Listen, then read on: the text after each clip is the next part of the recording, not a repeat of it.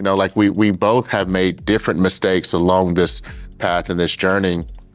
And I think that by being able to look and critically analyze them and then say, how can we make sure we don't do that one again? Yeah, that's right. That's the hallmark of anyone who wants to truly unlock their potential, because you're never going to know what your potential is if you don't test the limits, if you don't test the bounds of it. Hello and welcome. This is Brian Delaney with Unlock Potential, where we get together with top experts in their field who have simple, profound advice to help you and I live better lives, to be able to be more fit to serve the people around us and answer that question, the question that nags within all of us: how good can I be and how great can I make it for people around me?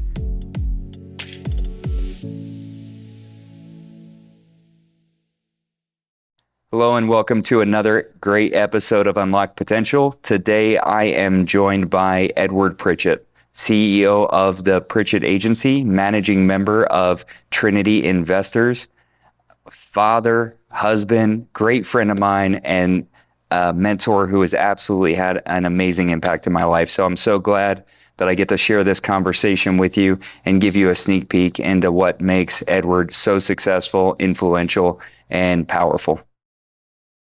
Well, Edward, thanks for being on the show today. Definitely. And thanks, most importantly, for just being a big part of my life, especially in these last, it's going on 13 years now. It's been a fun 13 years. It has been. So many highlights. We could talk about, we probably shouldn't, but. Yeah, well, there have been some lowlights. It depends on the time. At the time, they seem like highlights, maybe lowlights, and then now we can see clearly what they were. I really wanted people to have an opportunity to sit in and plug into this conversation, because what you have provided me with, a lot of times people will put somebody up on a pedestal, and I always say only put people on a pedestal that you're willing to watch them fall from, right? And you have been a real person who has provided a real example of what it means to not only enter into life and show up in life as a worker among workers, a man among men, a friend among friends, and I've been able to watch over your shoulder. Not that you've made many of the mistakes, but learn from the mistakes that you've made, learn from your learning opportunities, as well as just see what you're doing right and really try to bring myself to bear on that. So really have an immense amount of gratitude for that impact that you've had here, and I know that you'll have on all the people who are listening or watching this today. Well, I hope I can provide a little bit of insight to anyone who's watching. I mean, the thing is, there have been many mistakes. Mm-hmm. And you want to find someone that you do have the opportunity to see how they handle a mistake when the mistake happens. Like, what do they do in those times when they have to, eat some humble pie or eat crow or whatever adage you want to put to it. Because every book that we read, right, mm-hmm. It says the same thing. Like, you go, you fall, you make a mistake, you learn from it, and then do you A, get up and keep moving forward, or B, go lick your wounds and, hide in mama's basement, and that's where you stay for the rest of your life, right? So the mistakes are that's part of it. Yeah. And, finding individuals that you can share in that journey with, mm-hmm. And learn from. I mean, I've learned from you as well. Mm-hmm. Like we both have made different mistakes along this path and this journey. And I think that by being able to look and critically analyze them and then say, how can we make sure we don't do that one again? Yeah, that's right. That's the hallmark of anyone who wants to truly unlock their potential, because you're never going to know what your potential is if you don't test the limits, if you don't test the bounds of it. That's right. And just because we reach the outside of our potential, just because we have reached the outside of our limits, doesn't mean that's our new limitation. Yeah. It just means that we bounced off that one the first time, bounced back into our comfort zone. Now it's time to push out on that again. Exactly. And I think it's that mental attitude that you have that's allowed you to really gain mastery in a lot of different arenas of business, of life. And it's that willingness to win and to learn, really, at the end of the day. Without taking on embarrassment and shame and all that crap that holds us back from going out and doing it again. Mm-hmm. Talk about that. Not a lot of people have mastery in one area, but you seemingly have mastery in a lot of these different areas. And it as much as you may want to kind of push that off a little bit, that's the scoreboard reflects that, right? The scoreboard of life, the scoreboard of business reflects that. So how much of that is just being able to move on? You know, what does it take to really gain that mastery and get to the level that you have while still making plenty of mistakes? All right, so we got real questions already. Okay. We go right hard into it, and then we pull back, and then it's a slingshot situation. So. I mean, you use those words, embarrassment and shame. Yeah. You know, I look at how I have 4 children, 8, 6, and 2 4-year-olds. And it's funny how in those moments of teaching, those moments of learning, when they did something wrong, who they look to, right? Okay. They look to me, or they look to their mother, and how I respond in that moment, whether this is going to be a moment of teaching and learning or a moment where they're going to turn it a total 180. They're not going to learn anything from it. You know, anti-learning. I don't know if is there a word for learning? Now there is. You know, ignorance. I don't know. But like, if I give my son that look like, you know, how could you do that? Like, I'm disgusted by you in this moment, or like, you're a failure, you're not doing well. Like, and here's the thing, I've made that mistake before, right? There's been things that I wish he hadn't done in a specific moment, and he looks up at me and I gave him the wrong response there. And that starts to teach him, okay, if I make a mistake, I should be embarrassed, or I should be ashamed, right? And so one of the things that I'm personally working on is how can I not give him those cues so that he doesn't grow up, because my parents were great parents, but they taught me the same way that they had been raised. That's right. They taught me the same way that we're still teaching our kids in public and private. I don't care which one you send your kids to. You know, A+ student, yay. F student, you're dumb, you're stupid. Why did you study? Like, you're gonna sit in the back of the class. You know, there's a reason that they used to have dunce caps. Yeah. Right? Like, the stupid kid wears this hat on his head that says you should feel embarrassed and ashamed for being a failure. Yep. How do we expect people to grow in an environment like that? And then they come into our workspaces, they come in as independent agents, 1099 contractors, W-2. And when someone makes a mistake, I was just dealing with this here recently, when someone makes a mistake, what do? How can I cover this up? How can I make sure nobody sees it? Absolutely. Like, it's embarrassment and shame around any mistake that we make. And I don't know exactly where, I can't pinpoint this. I need to reflect on this some more. But there was a point in middle school or high school where I just got some really solid advice that said, the only way you're going to get better at this is to make every mistake that you can. You know, whether you want to call it the 10,000 hour rule, whether you want to call it failing forward, like all the things that you can call it, right? But that just got imprinted on me, and I started to change. Like, I'm okay with making a mistake. Yeah. I mean, over the years, I can remember when I was pretty fresh out of college, living with some college buddies, and we were playing around with shotguns. You know, this is what we do in Asheville, North Carolina. And we took some jeans and we put a shotgun shell into the jeans. We're like, oh man, those jeans look cool with, you know, shot with a shotgun. Let's start a company and we're going to sell jeans that we shoot with shotgun shells. And like, that's going to be the new craze. Like, we started an LLC to do that, right? Was it a failure? Yes. Okay. A lot of things were not really thought out at that point in time. But I'm thinking back, like, that was the first LLC I ever created. Wow. And I learned about like, what does it mean to start an LLC? Yeah.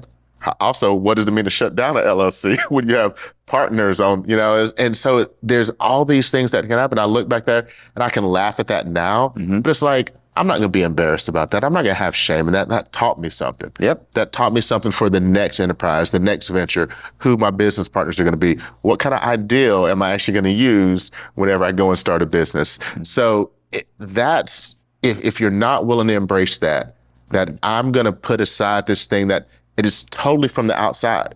It's the world saying you should be embarrassed or ashamed. Yeah. The world has nothing to do with your life. That's right. Like, literally, like that, like, you may think it does, but the world really has nothing to do with your life. You control how you're feeling, how you're acting, what you're going to do, right? And if I can take that aside, then it lets me move so much faster than other people who are going to wallow in shame or embarrassment over a failure for months or weeks at the end. Because when you show up to the meeting the next day after a colossal failure, are you showing up 100% or are you showing up 25% because you're struggling with that embarrassment and shame? Like, I'm going to show up and be like, yep, guys, made a mistake. We're going to have to fix it. We're going to figure out how we're going to do it, but we're still moving forward. That's right. And I'm going to do that with that sense of authority and confidence that is going to inspire other people to continue to move with me. And that's where we if you're going to learn from your mistakes, you have to find a way to cut away that embarrassment and shame that has been put on you by other people. 100%. You weren't born with that. Yep. You weren't born to feel that way, right? Something that you've been trained, and guess what? If you've been trained to do it, you can untrain yourself. That's right. From doing it. That's right. It is.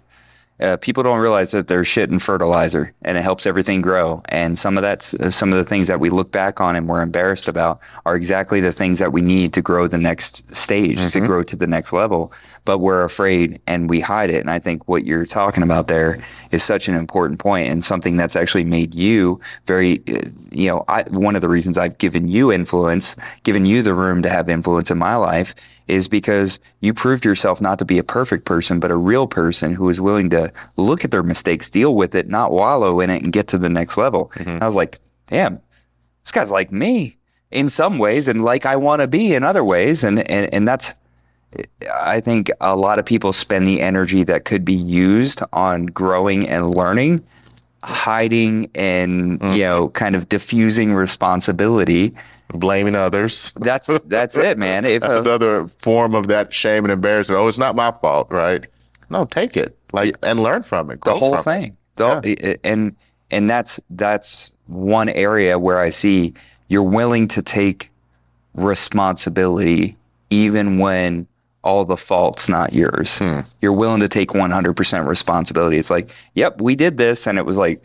It's like, yeah, and so this is what I have to do. And it's like, what about all these other people? And you seemingly have this thing in your head that says, I don't control them. I control me. This is what I have to do. Because that's the truth. That is. Fundamentally, that's the truth. That if you accept truths, you can get so much further, so much more quickly, right? I cannot take responsibility. Like, even my own people who work with me, work for me, work beside me, my business partners, like, I have zero responsibility for what they do. I have none. But if my name is on the letterhead or my name is on the building or I'm signing my name to that, like, this is what I'm going to do, even if other people are involved, I have to take 100% responsibility for it. Yeah. And I think it's so important for us to understand the power in that. And that's what's going to separate us. It's not going to be that we do things the best every time. It's going to be that we're real. We show up, we take responsibility because people know that's the truth and they get to align with us when we're in that space. And something you've said time and time again is that you learned, that you heard your own father say growing up, is the principles of success are universal. And I think that's one of those universal principles of success. So now that we got into the meat, I want to back into this because and talk a little bit about where you come from, your origin story. I always think success is a really great mixture of nature, nurture, and choice.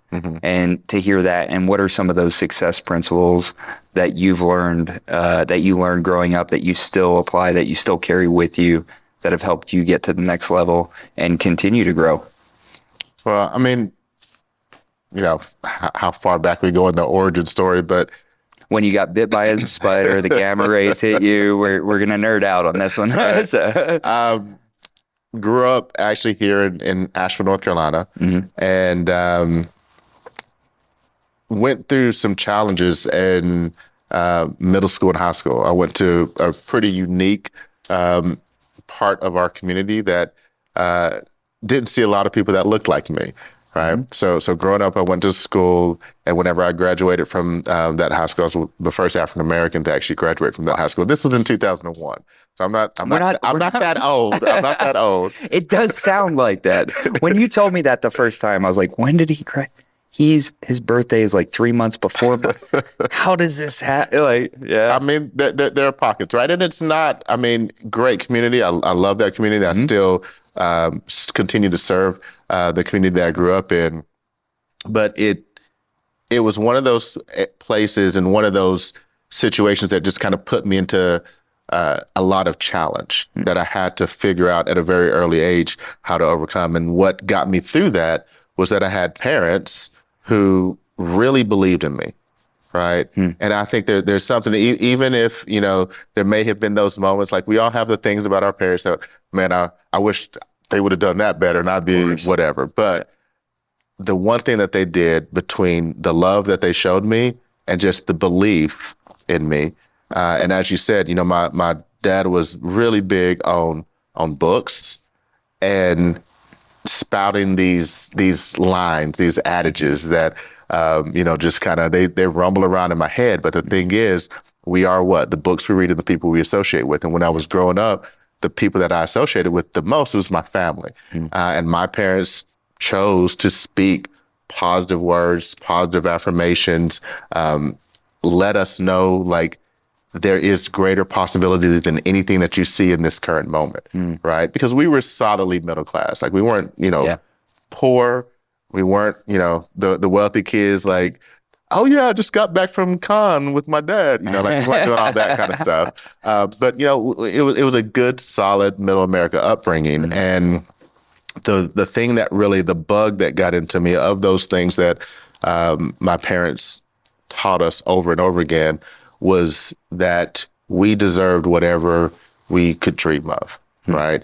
We were one of those families that, you know, everybody was putting their goals on the mirror, right? Like, so you like walk into the bathroom in the middle of the house, and, you know, my brother, who's a 3-time All-American track star from the University of Tennessee, he had all the times that he was going to hit in the 100, the 200, the 400. Wow. My sister, who went on to run at Harvard University, was doing the same thing. I was not a runner, so I wasn't writing that kind of stuff. Like, I ran track, but it was more just like, you know, I'm just running track, that kind of stuff. But I had my goals up there. One of the goals that I had, and it was because and again, I was just surrounded by some great people growing up. My 4th grade teacher, Mrs. Reed, there was one day in class, she just said, you know, the best university in the world is Yale University. And from that moment on, like, I was like, I'm going to Yale University. Really? Like, 4th grade on. Like, The I was just, influence, that's and wild. the influence that she had. She probably said that one time. Yeah. And that one time changed the course of my life, right? And that was one of the things that was on the mirror for me. And, you know, I can remember telling other kids at school, in high school, junior year, you know, this is where I'm going. And I remember getting laughed at and ridiculed because it's like, we asked other teachers, has anybody ever gone to an Ivy League school from this high school? I'm like, I think there was like one kid who went to MIT like back in the 60s or something, but no. And I was like, well, I'm going, you know? And, you know, it was just being able to put those goals up there and have parents that say over and over again, like, if you believe that you can do it, you can do it. You know, it didn't matter how big, how small, like, you set the intention, you put in the effort and the work, and you can achieve it. You will face, and they were real with me, you will face setbacks, you will face struggle, you will face challenge, but if you don't falter under that, like, if you keep pushing through that, you will have what you set your mind on. Another thing that they did is they kind of littered our house with, between books, but also magazines that you wouldn't expect in a middle-class household. Like, the Robb Report came to our mailbox every single month. Condé Nast. Condé Nast. Like, it's like, we're like looking at yachts, and that's how I know where it's cons, right? You know, that's how I know that, because like, I'm looking and reading about this stuff and seeing these things. And it's different than just, I like fancy cars, or like just talking about being a millionaire. It's almost to a point, it's an indoctrination. It's like, this is what's out there. Like, you see it, you know, on MTV, or, you know, reality TV shows, you know, Kardashians and stuff, like, that's their life. But what that's training a lot of people here in America today is like, that's something that's unattainable. But the way they presented it is like, there are a lot of people who get this magazine that can pick this up and order that watch right there. You yes, the watch costs $300,000, but there are people who like, that's normal for them. Not the people you see on TV, Yep. right? But like people that you're walking by on the street and you don't even know you're walking by them on the street. And that's what they taught us by surrounding us with that kind of information. Yeah. Right.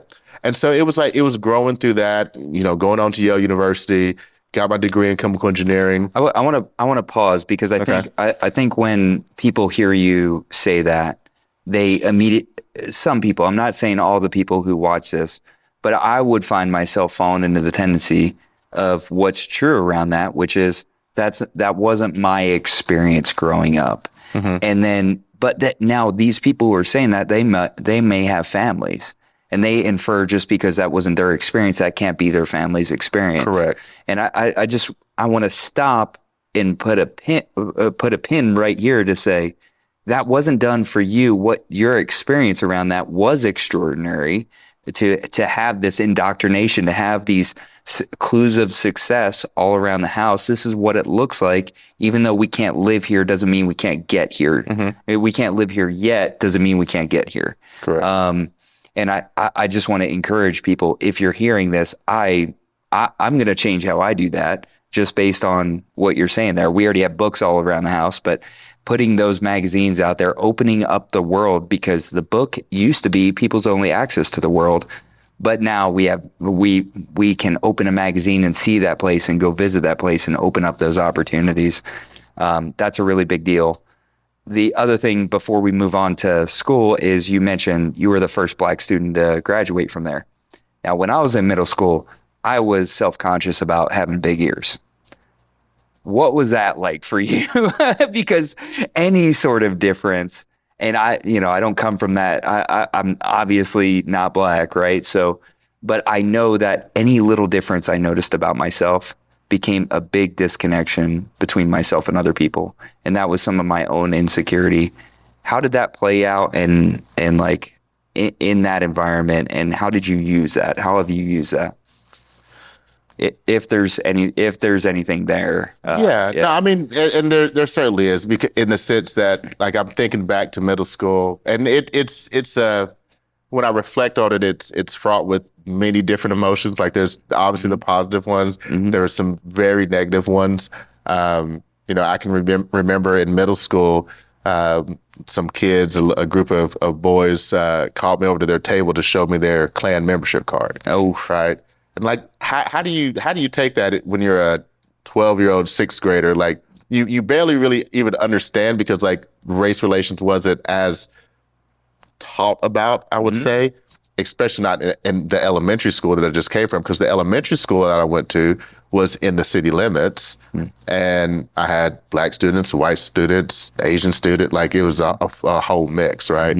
And then to go to this different world, where I'm the only one here right now. And eventually some other kids came into middle school that looked like me, and then they left, and they were asking me like, why aren't you leaving? Like, you don't have to stay here. Like, your parents can send you to another school. You do know that. But it was one of those things, and it's something our family talked about. Like, we understood the dynamics. We understood the ramifications. My parents grew up in Alabama in the 50s and 60s. They were in the thick of it, right? Like, they were right there growing up through the civil rights movement, in the hotbed of it. And it was this idea that, like, you have an opportunity to show somebody and other people things that they may never get another opportunity to experience. Okay. Because I can remember the same kid who showed me that Klan card in sixth grade. By 10th grade, we weren't friends, but I remember him approaching me and saying, I appreciate you being who you are, because it showed me something there was no other way I was going to have access to it, right? Because his home environment, the only reason he would do that is because his home environment was entirely different. Yeah. And having access to cultures outside of his own was not something that was ever going to happen. But in school, because I made a choice, my family made a choice that we were going to go there, it gave him that opportunity to experience that. So the differences, and yes, seeing myself as being entirely different, like, I hate to say it, the dating scene was a little rough for many years, because I definitely got the whole, I would date you, but my dad says I can't date, what? People with, like, I'm going to make you say it. I'm going to make you say it. It is like, so obviously that was there, and I had to, it's probably like, it's some of the things that I still have to deal with to this day of just being comfortable being me. But I think it's okay to not be comfortable being you, because we're all faced with that. We're humans, we're a tribal creature, right? Like, we want to be like everybody else around us, but fundamentally we're all unique and different. Like, whether it's my skin color, whether it's your ears, at any point, like, hey, let's not go that far. we all like will be in a situation where we're gonna feel like there's something about me that either doesn't measure up to the rest of the group or the rest of the tribe. And it taught me that early, and it taught me that at the end of the day, that doesn't matter. It's who do I choose to be whenever I'm around any person, anybody. And am I showing up as the best version of myself? Because I'm more than just the skin and the flesh that I am. I'm the mind behind me. I'm the soul, the heart. Like, there's all those things that some days I was able to bring it all. There's some days that the exterior got to me and I wasn't able to bring that completeness. But that's the biggest lesson that I learned through that experience, is like, it really doesn't matter the exterior. It's all in what someone brings in their interactions, in their relationships, and how they care about someone, how they're going to support other people that are in their lives. Because those are the friendships and relationships that I had from then and that I continue to carry through this day are because of that, not because of how I looked. Yeah. I think I wanted to ask that question and stop there, because I feel like we are far more polarized now than we have been in the last 2 decades, maybe, or even further beyond that. And I think people are afraid to talk about it, and they're afraid to talk about it in the wrong way, but it's something that we all can experience, and from different places, that otherness or that difference, especially when it comes to culture or skin color or language, is those very noticeable separations. And so for me, I grew up going in my middle school, going to where my skin color was a minority. And I remember the first time this girl in my class said, "You're ashy."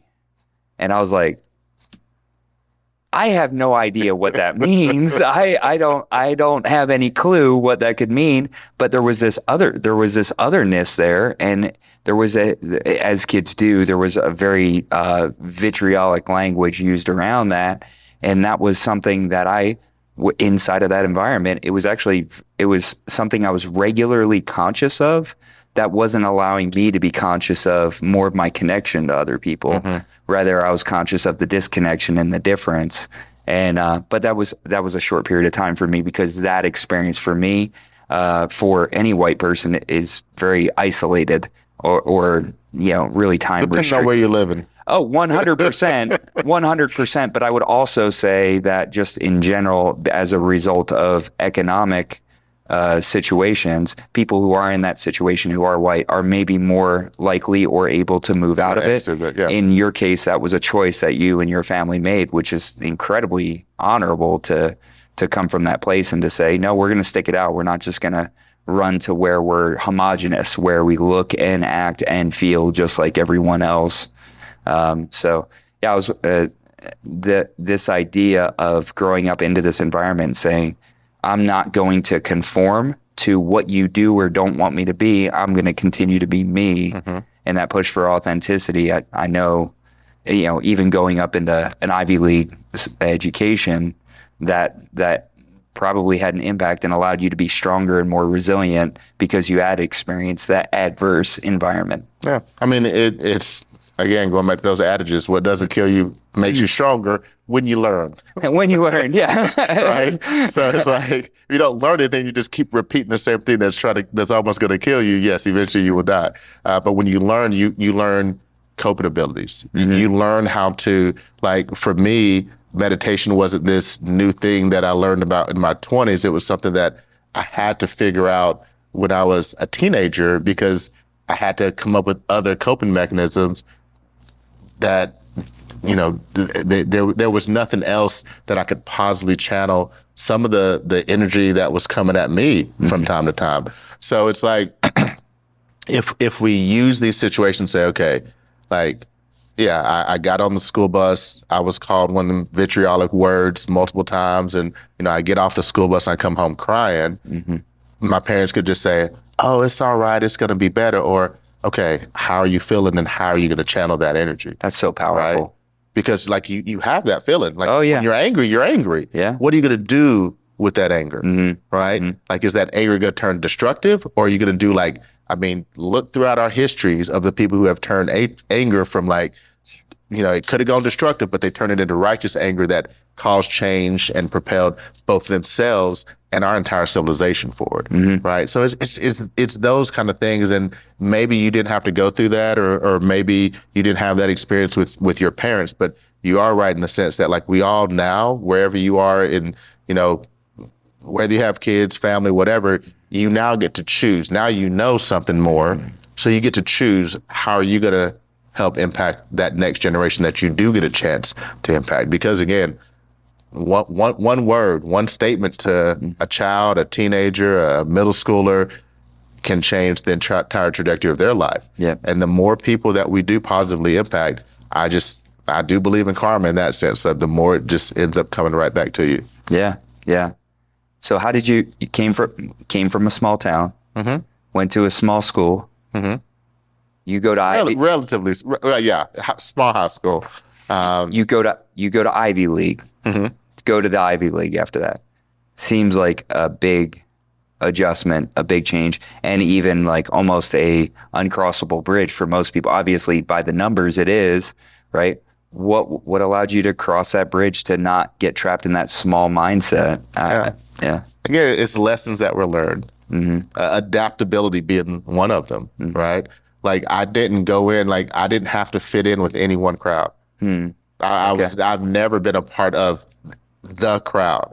Like I've been a member of multiple crowds because I had to be, because I got the option to be. One of the things I kind of think is almost a disservice sometimes to be like everyone else, right? Because if you're always stuck in the same crowd, it's kind of that whole lemming effect. You just kind of go along with it. But like I've always had the opportunity to define my role. Who am I going to be? Wherever I go. And so getting to Yale, it was definitely, I had been to some bigger cities before. I can remember being able to get a chance to travel to Europe on an educational tour when I was like in 8th grade. And like, I did some things. So I had a somewhat of a view of the broader world, but like I had never been to New York City at that point in time, and to be living 50 miles from New York, and like, you're going to school and you hear about, oh, did you know so-and-so is here, and you know who her parents are, and it's like, all right, so this is a new place, who am I going to be? Yeah. What role am I going to define for myself? And I knew I had a firm belief that I could carve out my place there, no matter who else was around there, because I had carved out a place for myself before. I had been taught the tools, how to make sure that I deserve to be there. Yeah. Right. I got in just like everybody else did. Yeah. Right. My parents believed that I could do it. I'd shown myself. I'd built belief in myself. And that's another of those key things that I hope to instill in my children is like, I want to see them succeed and get results so that they can build that self-belief.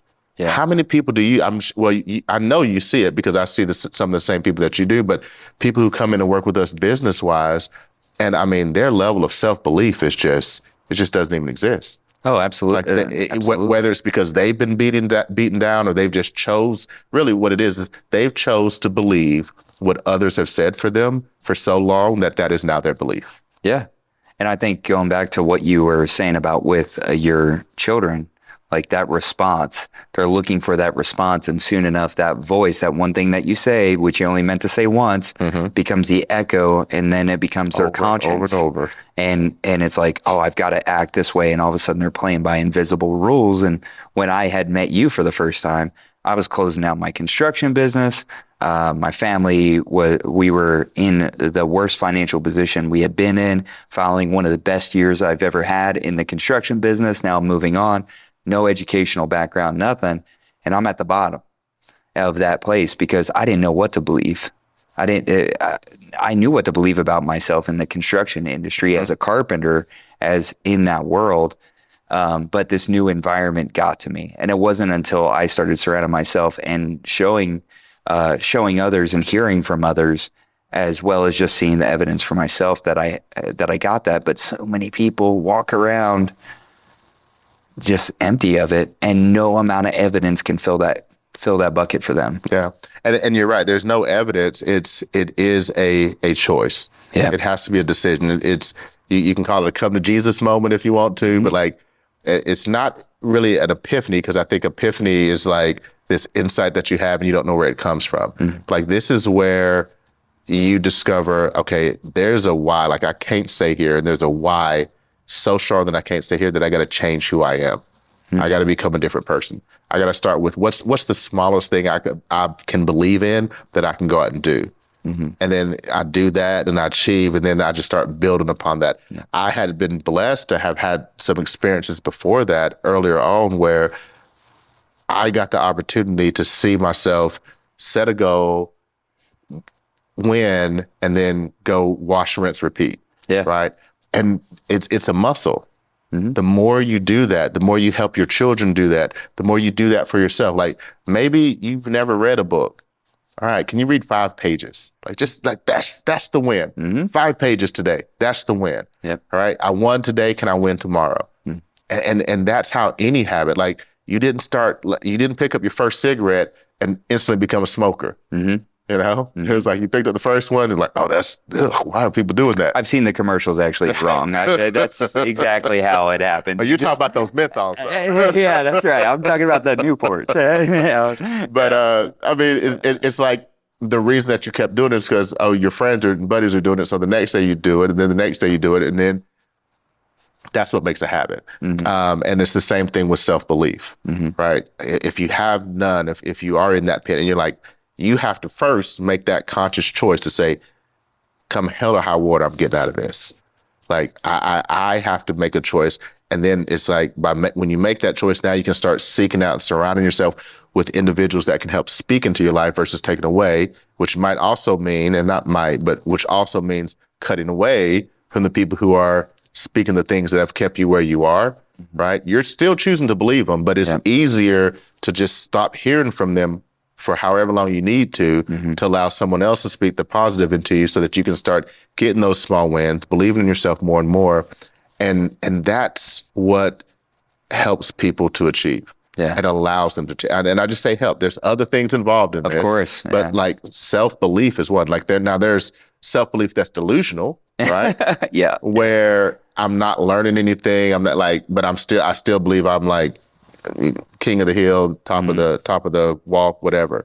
But if you can combine, like we say, success principles, because there's not just one, there's multiple. And if I can start combining all the success principles, the more and more I get used to practicing them and using them, it will allow me to take on any challenge that I set for myself. And that's what I did when I got up to New Haven.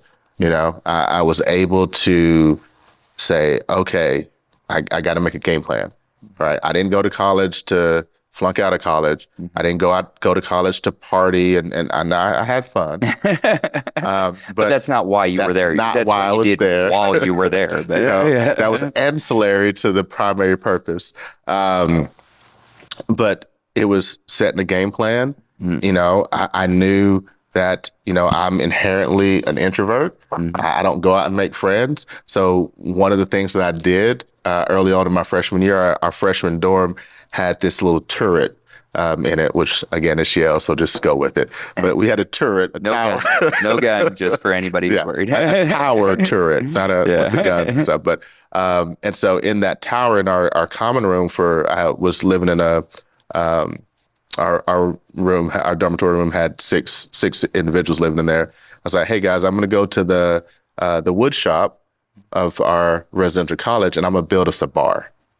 So I built a bar. I installed it in this little turret. So like you walk into the common room and you have the bar, and on the round wall there, we had like the round mirrors and shelving and stuff like that. And so I wanted to be the host, right? Yeah. And this is like, and I built a bar and set it up in the way I wanted to, because this isn't just for like college party. This is for, mature adults. For gentlemen. Get together and gentlemen. Have a nice nosh of a little drink. Because like I said, I wanted to be someone who started to connect with the individuals in my class. And, there was another room that every room seemed to have their way of attracting people. There was one room that they closed off their little, their tower turret and, made it into a ball pit. So they wouldn't, I think, stole a whole bunch of balls from like a McDonald's was wondering, they were checking inventory. Wait, those kids. But like they turned, like that was their attraction point. So like it gave me an opportunity that I had a game plan. I knew what I wanted to do. I got involved in student government while I was there. I got involved with the wrestling team. And I knew I had to keep my academics okay. Right. Like I'll be honest, like I've made a firm decision, like I'm not going to be the, valedictorian here. That's not my goal. My goal is to be a connector here, to have relationships that I can call on after college, because I thought that was the education that, I could always learn the stuff that I needed to learn, because I got my degree in chemical engineering and I'm not using that degree right now. So, like it wasn't the degree that I was going after. It was the education about how to interact with people, how to become one of those people who pick up the Rob report and say, oh yeah, let me go ahead. Can you give me that on page 6? Like I wanted to be that person, to have, the resources to make the impact that those kind of people get to choose to do. Some choose to do it, some don't. But that was part of the game plan. And what has, again, led to even my successes today. Hey, this is Brian Delaney with Unlock Potential. I want to invite you to join our Patreon, where we release to you exclusive content so that you can get to the next level of your life and have the tools necessary to build the life of your dreams, have the relationships that you desire, and truly be a part of a community of people who not only desire growth, but are making it happen now. We'll see you there. Coming out of college, I came out of college during the Great Recession, well, right before the Great Recession. Right? Okay. So I started working in 2005, 2006. Great Recession started in 2007. And you knew me coming out of that 2009 to 2010. Yeah. What I was doing in the engineering world was gone. The income that I had made, what I didn't save at that point in time, I had to learn some financial stuff along the way too. But the resiliency, the ability to set a goal and get a result, and that self-belief, because I had some low points in 07, 08 where, didn't have a job anymore. Like, honestly, I got into insurance because I didn't have a job. Like I had to make some kind of money, and no one was hiring back then. Yeah. I had put in resume after resume to everybody for engineering positions. I put in a resume, and the company still exists. I won't say the company's name right here, but it still exists here in Nashville. It's a cleaning company here in Nashville, out on Sweeten Creek Road. And for whatever reason, they had a position, a janitorial position, and they said, if chemical engineering degree preferred. I'm like, what are y'all cleaning? Come to find out, it was really just a cleaning position. I don't know how that ended up on the job description, but I applied for it, still didn't get it.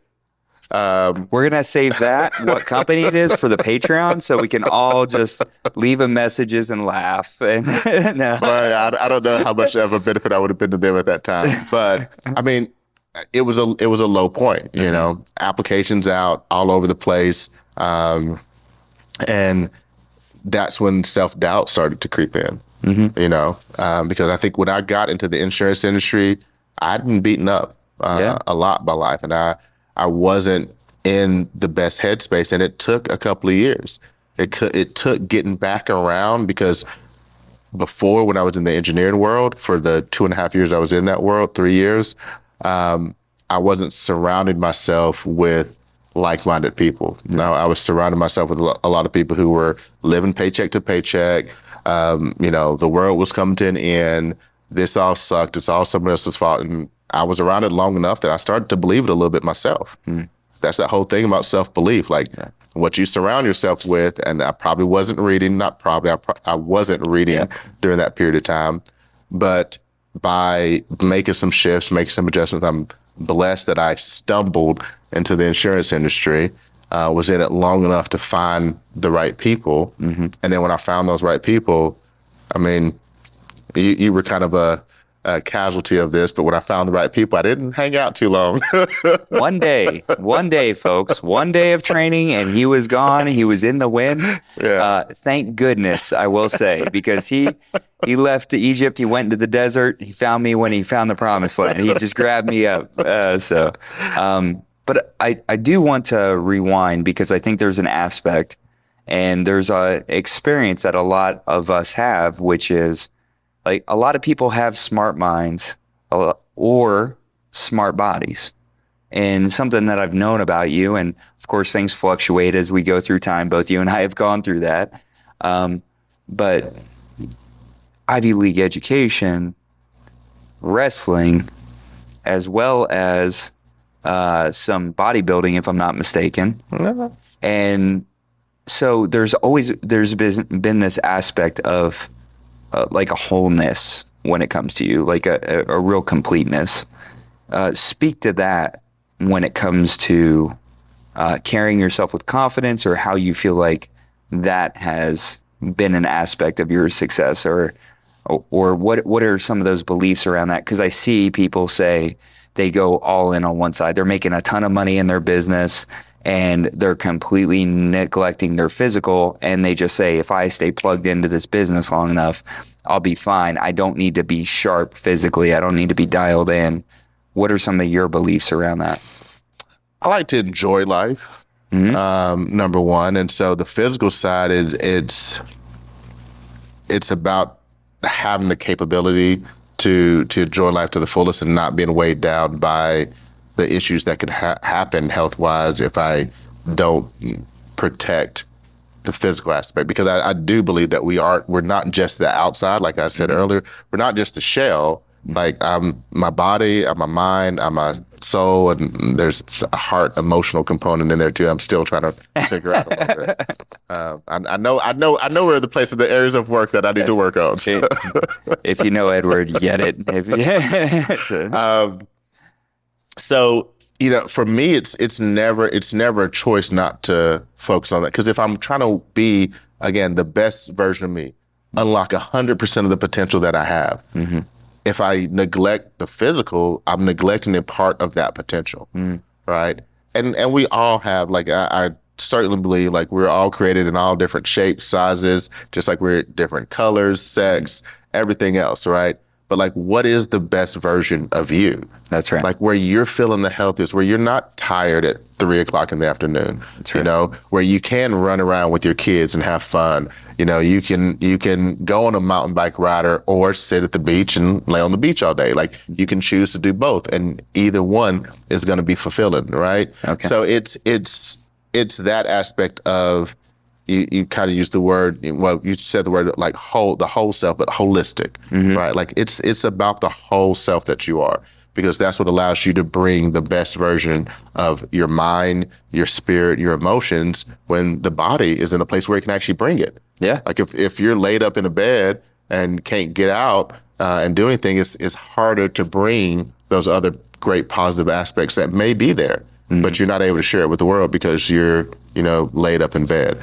So that's always been, one of those things where it's like, I've seen those people who gave 100% to the business, and then, you know, they're 50 and they die. One of my people, I don't want to use the word idolize, but and he's not a personal mentor except through books, but you know, Reginald Lewis, he was the first black billionaire in the U.S. Okay. And he built this amazing industry. And when you look at him, he doesn't look slovenly or anything like that.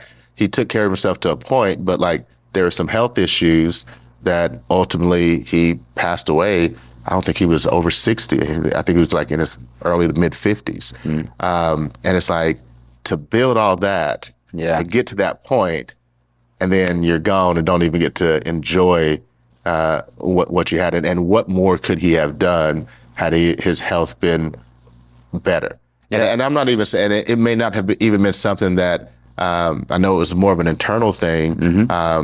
And maybe it was something that he didn't even know about. But like one of the things that I've started to do early on is every quarter I get my blood work done. Yeah. Right? Because I'm like, I've made some money that I can do things that maybe other people can't do just yet. But like, I want to know, like, inside, outside, like I'm trying to make sure the whole thing, you know, it's not just about being able to lift a piece of weight up and down. It's about that whole health. And that's been extremely important to me. And I think it should be important to anyone who, if you're excited about the life that you're building, don't you want to be around for it? Yeah. Like fundamentally, that's one of the biggest parts. And both you and I know this because we've both gone through these fluctuations and have had to learn a lot to get here. And I thank you for your leadership and your example. But there's people out there right now who are saying exactly what I was saying just a few years ago when I was, when I was 25 pounds heavier than I am now, which is, yeah, that'd be nice. That it must be nice. Like, but I don't have the time. You don't understand. I've got my family. I've got my family to take care of. I've got to drive my son 40 minutes one way to school, 40 minutes back. I'm trying to get to the gym. I'm trying to eat right. I'm trying to do this. But, you know, at the end of the day, I'm doing what I have to do because I want to, you know, whether it's a job or a company. And you know how we know how the scripting goes. We also know how to break the scripting. Thankfully now, I'm so grateful to have so many good people in my life who have helped me do that. But what would you say to those people?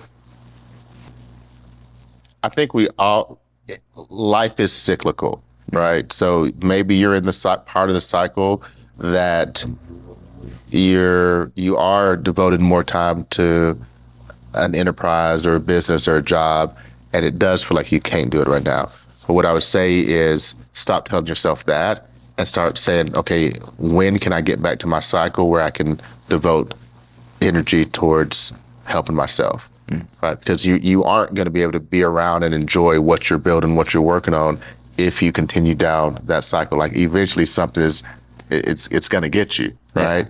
And like, as you said, like I look back at pictures when I first started the insurance agency. I was like, oh, I kind of did this thing, and then I did this thing, and then I did this thing again. And, you know, first kids came along, you know, I'm like, I'll just hang out with my wife and we're going to sit here and just chill and do nothing. You know, I got kids now.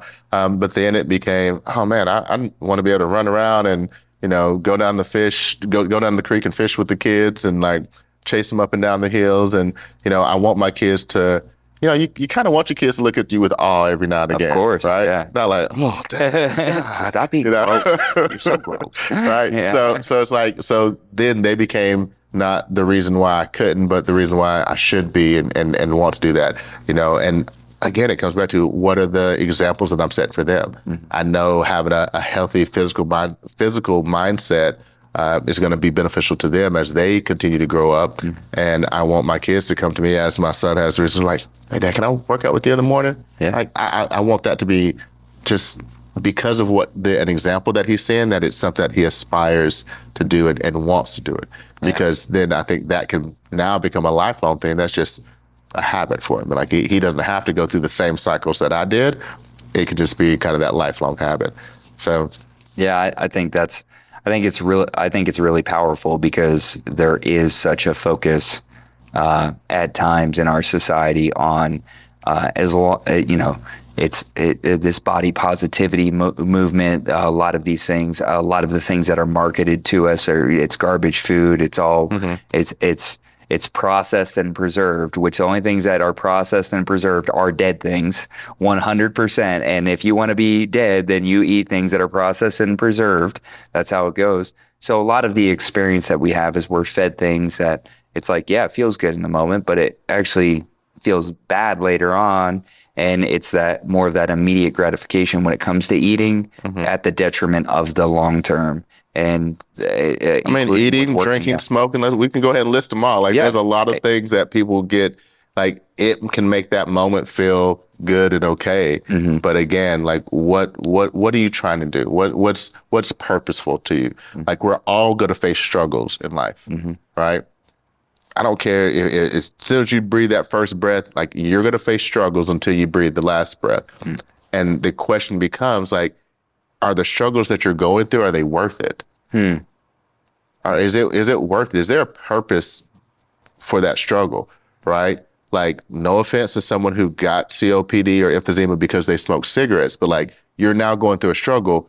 Was it worth it? And I would imagine you would ask anybody, like, we see the commercials and they all saying, don't do it, right? You know, and we have to look at the things that we're doing. Like, is having an excuse, not going to the gym, eating whatever I want to, and then having to struggle with stuff later in life, health-wise, am I going to choose that struggle, or is it the struggle to, okay, how can I carve out 30 minutes to go on a walk today? You know, like, absolutely. The struggle's going to be there. One way or another. So it's like, I'm getting to choose that I have a purposeful struggle. Right? I have a meaningful struggle. And I'm proud of the struggle that I go through. And I'm willing to continue to go through it. Drew McClure, one of my coaches and upcoming guest on the podcast, he talks about the two types of pain: productive and unproductive pain, right? We're going to experience pain, right? Pain is one of those offsetting emotions that opens up the door for a whole bunch of other feelings that we get to do and a whole bunch of other experiences that are incredible. But is it productive? And when we ask that question, is it productive? That leads me right to this next point, something I've noticed from you overall. And this is something I admire about leaders, and I aspire for myself to go to, is your emotional stability, your ability to deal with the incoming stresses, deal with the crap, like, to a very large degree, running multiple businesses, managing hundreds and hundreds of, like, on your inside of your organization, not only on your executive team, but there's 600 plus people that you in some way or shape or form are responsible. You have leverage, obviously, but how does that physical aspect and taking care of yourself lend it to that emotional stability, which for me puts you at a top tier in the leadership, on a scale of leadership? Well, thank you for that. I mean, that's something that, again, going back to origin story, something that has had to be cultivated. Okay. Right. I mentioned, I got into meditation late middle school, early high school. I was, as any other teen, you're going through puberty. I was in this very odd situation and struggling to find ways to control my emotions. Like, I wanted to rage. Yeah. There were moments, like, as like, what's this testosterone? And I'm on the wrestling team now. And I'm like, you said what? It could have gone a different way. There could have been another story written about me later on in life. But being able to get to where, how can I really work to get back to my center, right? And I think we all have a center that is, and this may get a little woo-woo for some people, but I don't care. But we all have a center that is at perfect peace and calm. Like, your true self just really doesn't give a shit about anything that you're doing, right? Like, your true self is just like, I'm here, and whenever you decide to wake up and recognize that I'm here, I'll be here. Until then, keep on spinning this storm and tornado around you and getting angry at, the guy who cut you off and is going to slow you down by 2 seconds, right? Like, you see people losing their everything because they got someone cut them off. I've kind of been in that moment, right? Yeah. Where like for a hot second, I was like, I could get hot right now. Yeah. And then I'm able to say, okay, well, hey, wait, let's go back. True self doesn't care. So Yeah, me too. Okay. I've calmed down after seconds. I mean, I've seen that guy in the rear view mirror when I faces back in my car. Yeah. Right. I mean, because we've all had those experiences. And this isn't to say that like, I think emotional stability is not having emotions. Like there was a time that I was on that end of the spectrum. It's like, okay, well, let's just shut it all down. That's right. Right. And you see people like that, they'll just shut down emotion. They're just emotionless and like they can't enjoy the highs because they can never feel the lows, right? Emotional stability is I think Tony Robbins put it, he tells this story about, he was doing an event, I think it was out in California, and they were doing the firewalk part. And, a couple people got some blisters on their feet, right? And there were a whole bunch of ambulances that had their sirens on and stuff. And there's all over the news, like people are calling, hey, I heard a whole bunch of people got hurt and burned up at your thing. And I'm so sorry, man. Like, like it was just like this overblown story. And he said, for like 5 minutes, I got heated. I was like, what are y'all talking? Like, this didn't happen. This is a total lie. He's like, you know what? And then I said, okay, that's my 5 minutes of that. Now let me get back to who I am. Right? Like I'm not like there is a emotion and then there's how I'm going to feel about it. Right? Oh, so good. I mean, and we've all heard this before, but like it's worth repeating. I don't think we've all heard this before. You and I have heard this before because we just read the same book that I read after you. Right. But break that down. This is so important. So like an emotion is going to have, you can't control your emotions. Like you may call me emotionally stable. I would say I'm feeling stable. Feeling stable, yeah. Right? Yeah, like, my emotions happen. I get angry, I get hot, I get sad, I get depressed, I get elated, I get excited, I get happy, I get all those things. They all happen to me throughout the day, right? Some of those are very positive and I want to nurture them and continue to feel it. Yeah. The feeling is the choices that I make after I have the emotion of what I'm going to do with that emotion. Right. And so like when the negative emotion happens, right, when anger hits me, how am I going to feel about it tomorrow? And am I still angry because I got cut off? Right. Like there are people who will tell you the same story about getting cut off 3 weeks ago. Actually longer than that. Right. Like everybody has that epic.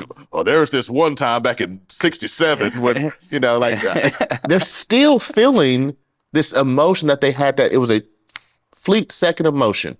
I'm angry that person just did that. All right, so now how are you going to feel about it and what are you going to do with those feelings moving forward?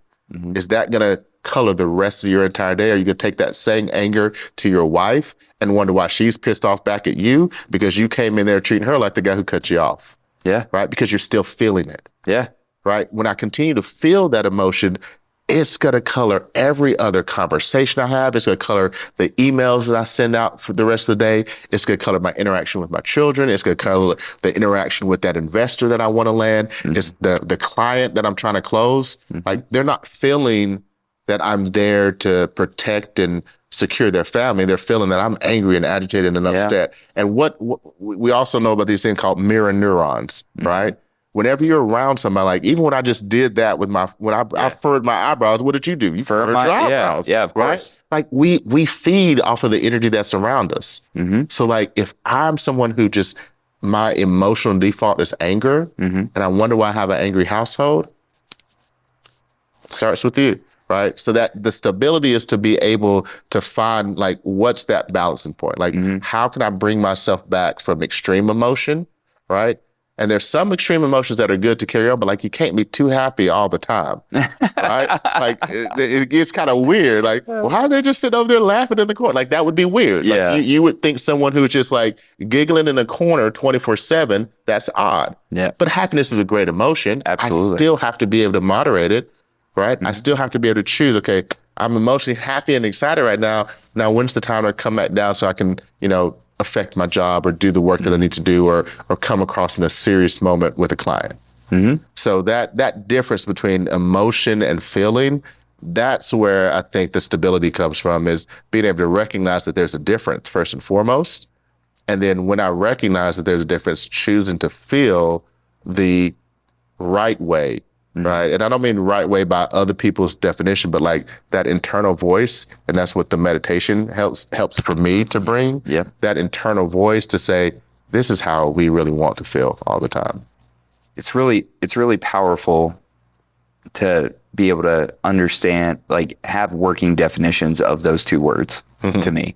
That's very empowering for me. Just knowing that the emotion is a response and the feeling is a judgment I have based on that response, right? Just as simply as I can put that. And if the judgment of this response lasts too long, then what happens when I need to respond again? Well, I'm thinner.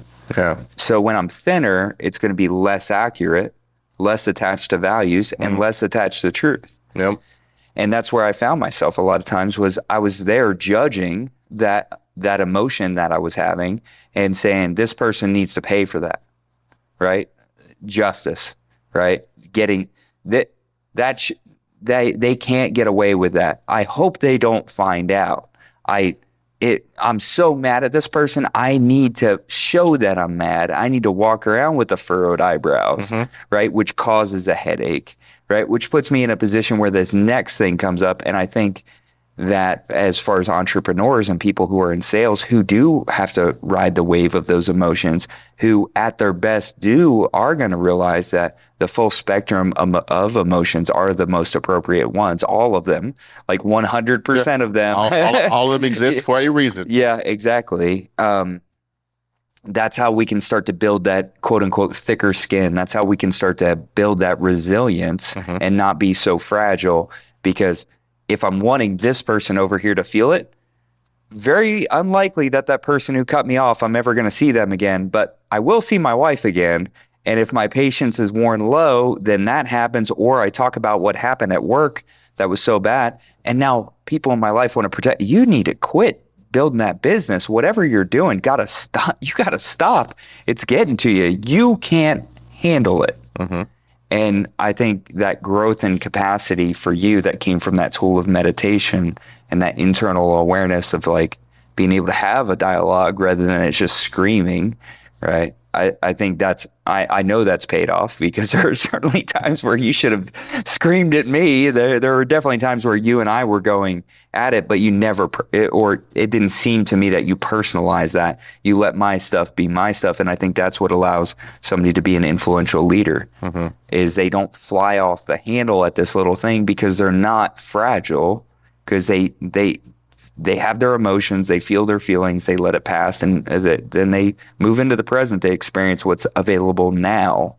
Yeah. Well, and that's to that point where I was saying earlier too, that, you know, the whole mirror neuron situation, like if I'm someone who's always going to be dictated by other people's emotions, do I have control over my life? Zero. Am I being my true self? Right? Because how many times in sales have you dealt with an angry client? That's right. And if I get angry, do we ever see like, oh man, those two angry dudes, they got at it and a great positive thing came That's from when it. he closed the deal. It was when he lost his cool. Like we've never heard that story. That's right. I mean, the same thing, like, you know, we deal with people. It's definitely beneficial, I think, to be a good salesperson in the insurance industry, because we deal with death. Yeah. Like on a regular basis, and we have to be able to get into that place with someone, and you know, we want them to feel like what that's going to feel like, and that's not a great feeling, but they need to feel it for a moment so they can make a decision to change the future for their families, right? But then when I walk out of that house, if I can't stop feeling that emotion, right? Like if I carry that back home to my wife, that's probably not going to be oh, you're so warm and cuddly. Death is coming to us all, and I just, you know. But like some people will do that. Like they're going to adopt the other feeling. I want to be the one to set the tone. Like I want to set the emotional tone for the environments that I'm in, and I can only do that by being able to distinguish. This is an emotion. I'm not gonna keep feeling that one right now, or I'm gonna come back and think about that later, or I'm gonna say, you know, we're gonna pause it. And I'm going to switch to this emotion and start feeling that, because this is how I want this environment to be. It's a choice. Yeah. We get to make that choice. And some people are just giving up. Like you talked about being powerful earlier. Like people give up their power by giving up choices that they do have and saying that it's somebody else's. Like, this is a choice that can redefine your life. Like, just taking control of knowing the difference between emotions and feelings and saying, you know what, emotions are not going to dictate how I feel every single day. You're going to get so much power back just from that one understanding, if you can just take that one understanding. Yeah, it's so big. And you talk about these small decisions, or they're big decisions, but they happen in seemingly small moments. They don't seem all that important. I remember you and I getting to go on a trip, and within a few years, we get to go on this trip to this exclusive location. This place is awesome. Within a few years, you're like, yeah, I'm going to move there. And I remember being at your house for the first time, and I looked at your house over when I had just joined sales, and I was over there. We were making calls together, booking appointments together, and it was just a small farmhouse. It was very similar to what I was living in. Covered in asbestos. Covered in asbestos, right? So perfect, right? At the time, there, you weren't bringing in a lot of income. You weren't who you are today. But there seemingly were a lot of those big decisions made in those small moments. Definitely. That turned the tide and allowed you to go from, we're going to visit this place, we're going to vacation. And when all of us went to that resort and got the pineapple water, and like, for me, I was like, they let me in. That was crazy. Like, I didn't think I was allowed to come in places like this. And then they let me come back, which was even more wild, but they let you live there. Like, they let you live there. And I think that is for those people who do have that locked in mindset, they're open to the possibility that more is available to them, but their current circumstances aren't telling them much. I've seen you change so many things over how you speak. I've watched you change where you live, your family dynamic. I've watched you change, the amount of books that you read. All of that change has been woven directly into the fabric as a main ingredient of your life, and you've been resilient through all that, but you haven't been static. So talk about the importance to change, especially with that person in mind who's struggling. They're hitting their lid on a real regular basis, and they're worried that maybe I am as good as I can be, right? Because that's a real thought, whether you change or not. Like, for me, as much as I've grown and changed over the years, I've definitely been in those places like, maybe this is what I got. Yeah. No, and it's a difficult one when you're in that place where there is some belief, right? There has to be some belief. If you don't have any belief, you got to start with belief. But if you have some belief and you're putting in some effort, you're getting some results, but it's taking too much time, or you think it's taking too much time. You keep hitting, as you said, you keep hitting that lid and getting pushed back down over and over again. And I know there were moments in my career. There's moments even today that I push up against things, and I look and say, like, is this a door that I can open? And I have to think in those moments and come back to this idea that here's who I was when I was 2, when I was 5, when I was 7, when I was 13, when I was 15, when I was 18, when I was 22. Like, I'm always changing, right? And if I can embrace that ideal that I am always changing and I get to choose if I'm going to change for the better or for the worse. Like, as long as I'm alive, like, I'm going to be changing into something else. Yeah. Because, as you said, like, nothing in life is static. So I came to a realization, and this is a while back, that if I'm going to be sitting here changing, am I changing in a positive direction or a negative direction? Yeah. I don't care how fast or slow it is. Like, I don't get to write the timeline, right? There's a lot of factors that I do still get to control that will affect that timeline. But if I'm going to be changing, I'm going to be changing positively. Again, life is a struggle. There's always going to be struggles that I'm going to be going through. And I just want to make sure that the struggles that I go through are leading to changes that affect me and the people that I care about in a positive way. And it's just embracing that.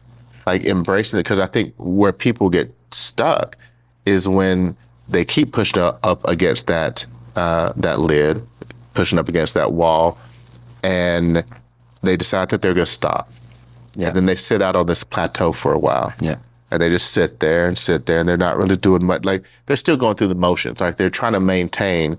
But what you start finding when you start maintaining is that this little thing starts falling off over here, and this breaks. And then next thing you know, you're like, wait, the plateau was up there. Why am I back down here? Mm-hmm. Because the thing with life, whatever you're choosing to do, like whether it's business, is making more income, it's building homes, it's working on your relationships, it's like your personal health, whatever it is, like, if I'm not growing, I am going in reverse. Yeah. Like, the plateau doesn't exist. Like, it exists for these like moments in time. Like, I don't even want to quantify how long that is. Like, you can stay on the plateau, but it's really a moment that you're on the plateau, because as soon as you stop moving, again, you start dying off. You start falling away. And so just coming to that realization and knowing that I've seen people do things that I'm trying to do faster than I've done it, right? I've seen people have more than I have. I've seen where I've invested more and I didn't get the outsized portion of the return, right? But that doesn't matter. Yeah. Like, what matters is that I'm on this journey. I'm working to make myself better. I'm setting up my legacy to be a group of wonderful human beings who are going to continue to do the same thing. And guess what? They get to start miles ahead of where I got to start. But that doesn't mean it's going to be easier for them. Yeah. They're just going to have a whole nother set of challenges and struggles that they're going to have to go through.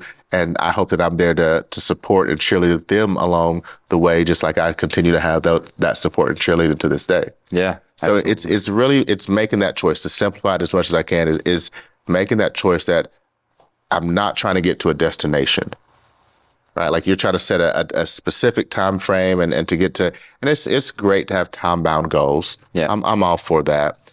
But it's like, just know that when you reach that time-bound goal, you better have the next one ready to go. Yeah.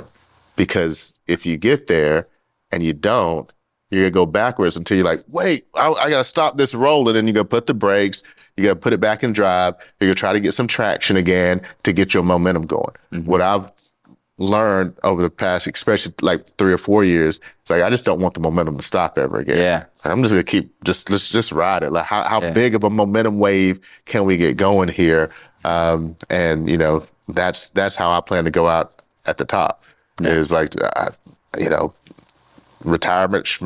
Like, it's like, let's have fun. Like, we're gonna have fun while we're doing it, right? Of course. But it's how can I change? Just be a continued better version of the roles that I've chosen, whether that's a husband, a father, a business person, in the insurance world, real estate, investments, whatever it is. Like, what can I continually do to make myself more relevant to the people that I'm interacting with on a day-to-day basis, and bring more value to them, because that's going to bring more value back to me. I get to learn more, I get to grow more, and then I get to do something like, they're crazy things that I do these days that I'm just like, God, I wouldn't have even thought I would have been doing this 5 years ago, Yep. And it's just because I'm open to how can I change, as long as I'm changing in that positive direction. Yeah. Like heli skiing, right? Heli skiing. I will not do that again. Yeah. Like, I got all the growth I needed to get out of heli skiing. Listen, we found out. I will do it. There are some places I would go heli skiing. Yeah. There's some limitations. Like, okay, no glaciers, no high crevasses. Like, we can heli ski on the bunny hills. Like, I'm fine with that. I'm fine taking a helicopter up 4,000 to 4,000 to 4,000 foot mountains. I'm totally good with that. 12,000 foot mountains, I'm good. I learned everything I need to learn. You said there, and this has been a repeated theme and something that I've definitely taken from you and really learned how to.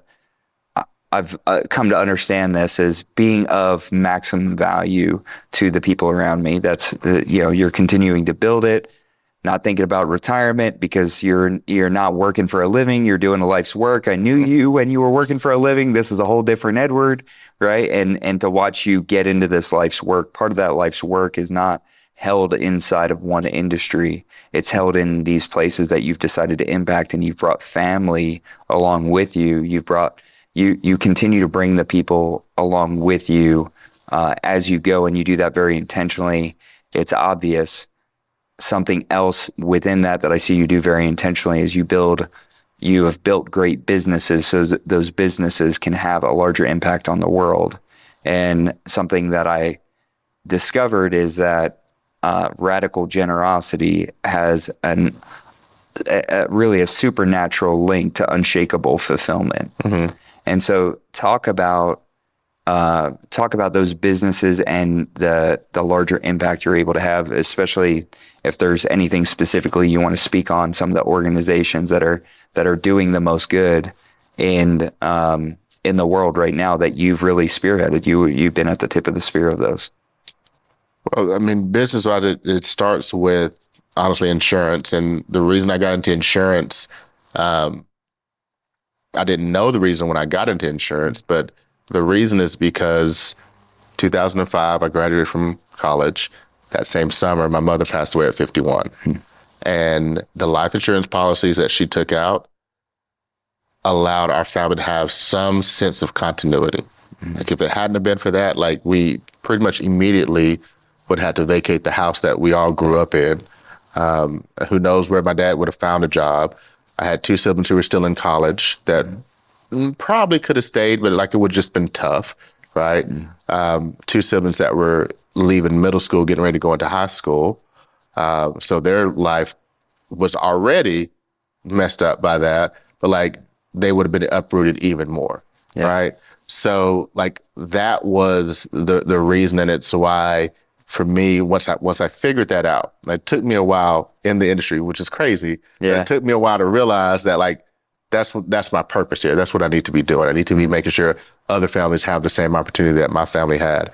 But that's what drives me about the insurance industry. Mm-hmm. And I think that there's so much more. That's one aspect of it. Yeah. There's legacy wealth creation. There's debt elimination that I'm really just excited for people for, and then know that this industry can provide it, and we need more people in this industry to help do that. Outside of that, after being in this for a while, you start making an income and you figure out like, where am I going to reinvest? Mm-hmm. I don't need that much income to live off of once you get yourself set up correctly. So I started looking around, and one of the areas that I have always liked was real estate. And then I started looking more into it, and then I was like, well, what kind of really am I going to like buy and flip homes? And I actually tried that. I started that. Mm-hmm. I have a company that does some of that right now. Yeah. Called Boundless Properties and Boundless Construction, and it's fun. We revitalize a little piece of a neighborhood every time we finish one of these renovations or we build a new home in an area. But the multifamily sector, right? Like most people in this country these days, they are renting their home, right? Mm-hmm. We're seeing the home or apartment rentership go up. But you look at some apartment buildings and you're just like, God, it sucks that people that's what they have to live in, mm-hmm. right? And I was able to partner with my sister about 4 years back, and we started buying Class C apartment buildings. Mm-hmm. And our whole thing was, how can we raise the equity needed to go in and lift this place up? Like it's the people who are living there, it's worth it that they have a place that they're proud to call home, mm-hmm. right? And it's worth it that they don't have to live with riffraff just because. And when I say riffraff by choice, right? Yeah. Like people who are choosing to just be degenerate on society, and they're there just because like that's just how it's always been in this particular location. We can do better than that. And so we started buying those apartment buildings, and my sister loves it. She goes out and has a pizza party with the tenants and like pool parties and community events. And it's been really cool to see communities where there's one of our properties that has 467 units on this property. And when we originally purchased it, there was probably about a quarter of them that had broken windows, broken doors, graffiti everywhere. right? And now, like, there's like zero of that. Like, there's none of that. Bad actors have been evacuated. It's eventually going to be a moneymaker, right? But like right now, it's an investment. It's how can we get this place to where people deserve to have a place. And I'm not even talking like people have always asked, well, so do you do like Section 8 housing and stuff like that? Like Section 8 housing is great. And there's a wonderful space for that. Like this isn't Section 8, right? Like this is people who aren't able to get, like there are people still in the margins that aren't able to qualify for government support. And they deserve to live in a good place. They deserve to live in a good space. So that's been become more and more of a passion project. Like I didn't fully, again, just like with insurance, I didn't fully appreciate it until I started walking around like, man, what would it be like if this is all I had to raise my children in? Yeah, you know? absolutely. And then getting the opportunity to change that. So that's become a big passion for me. And investment is what fuels that. Like investment drives our ability to do that. And then lastly, I would speak to, my mother was a huge influence on my life. And it was right at 6 years ago, I was like, okay, so like I give to, charities. I do a lot of work myself, but I need to have this be something that, I can pull resources in a bigger way. So I started the Camilla. My mother's name was Edith Camilla Pritchett, and I started the Camilla Foundation in her honor. Two things that we do there. She was a nurse. She taught at the local community college here as a nursing instructor. So funding nursing education, which we all just saw what we went through with health situations. We need more nurses. Yeah, absolutely. My sister-in-law is a nurse. My wife. She is a nurse. She still has her nursing certification. She doesn't work as a nurse right now. One less nurse as a result of Edward. I'm just saying. I wasn't trying to do that. But I mean, we need that. So that's one of the things that the foundation supports is to build up to be able to grant some scholarships in people pursuing that vocation. And then the other is just taking care of children. And one of the things that we've done, there's an orphanage down in Uganda that a former business associate of ours introduced me to many years back. And they were struggling because they had lost many of their supporters. And we kind of stepped in, and for the past 4 years now, we've been pretty much their sole supporter. As far as, they got 20 employees working there to take care of over 330 kids. Wow. We've helped them build a new kitchen, purchased about 11 acres of land in Uganda so that they have more fields, because we're working to help them be self-sustaining. So they do a lot of agriculture. The kids don't do the agricultural work. They get volunteers that come in and help them, and hired hands that are actually working and plowing that land, growing pineapple, maize, corn, and other crop vegetables. And we've recently, and we're still in the process of getting this online, but helped them to build a grain mill. So the closest grain mill to them, and this is an industrial grade grain mill where farmers from the region can bring their grain, get it ground. They either pay the school or they take it, the school takes in-kind donations of food and other materials. And the nearest grain mill to this location where they are is about 100 kilometers away. So like once they put this online, like they have an immediate demand and need for it. And that in and of itself, once that's online, will allow this school to be self-sufficient. But it's not just about self-sufficient. It's like right now they have to turn away kids who are being brought to be dropped off because they don't have any more room to add more kids. So it's like, how can we help them not have that as a problem? Check out the official Unlock Potential store, where inspiration meets style. Explore our exclusive collection of gear inspired by the transformational messages straight from our Unlock Potential podcast. From trendy apparel that embraces the power of positivity to accessories that fuel your motivation. We've got something for every go-getter. Spread the messages of empowerment, energy, and motivation that you get from the Unlock Potential podcast by grabbing your gear today.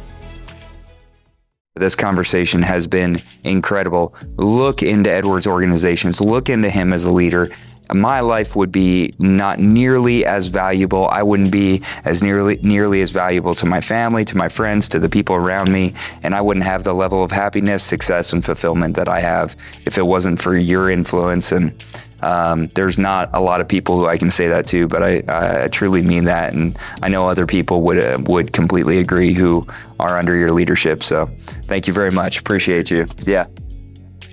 Thanks again for joining us for this conversation. Head right over to our Patreon for exclusive content, including more from our conversation today. Thank you all for joining our conversations. We're developing this platform for simple, profound tools and techniques that can help you get the best out of your life and, more importantly, unlock potential. You can find me across all social platforms at The Brian Delaney, and online, come visit us at thebriandelaney.com.